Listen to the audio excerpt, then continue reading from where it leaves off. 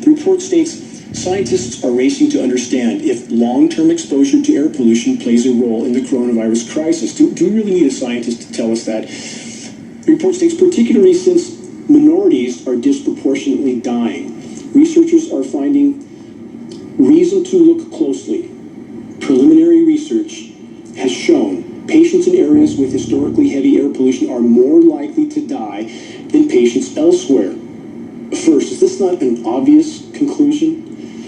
Do we really need a team of scientists to tell us this? And next, is there really anywhere to hide on our planet at this point in time from highly toxic elements that are raining down from the sky?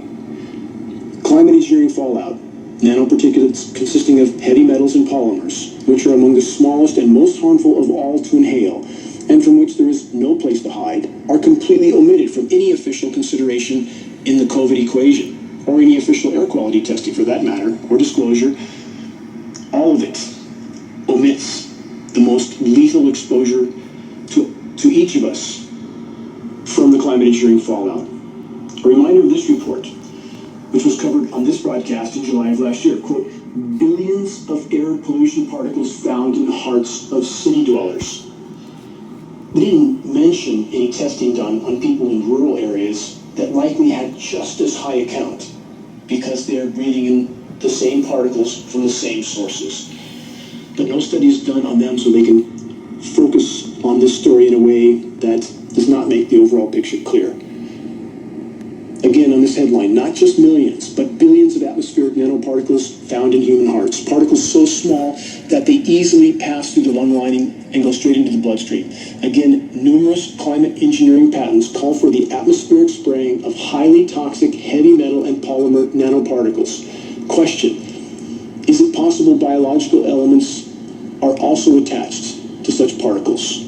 Let's take a moment to remember another report from less than a month ago. This one from USA Today, also previously covered on this broadcast. Here's the headline, quote, how far does coronavirus travel in the air, question mark. Report further states, the headline further states, preliminary study finds virus on tiny particles of air pollution.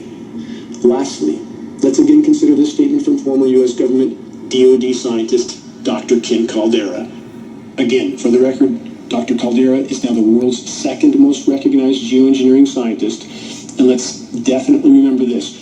On the Bill Gates website, Gates Notes, Bill Gates called Caldera, quote, my most amazing teacher, end quote. Very definite relationship between these two individuals. This is what Mr. Caldera said, again, for the record. So I used to work in Lawrence Livermore National Lab, where we all sat around the room and thought about how could we manipulate geophysical systems to use it as a weapon. The meeting was about weaponizing geophysical interventions. That means, could you somehow interfere with functioning in a way that you could use it as a military weapon? Could you change the climate? What could you do in terms of manipulating the sort of Earth's physical systems as a weapon idea? Well, some of the ideas were, okay, maybe we could blow up hydrogen bombs, underwater, offshore, and make a tidal wave that would go over a city. And, the result was, well, isn't it easier just to drop the hydrogen bombs on a city? Now you could imagine, though, say, putting pathogens in a cloud. Let the cloud, go over somewhere and then would rain down on your enemy.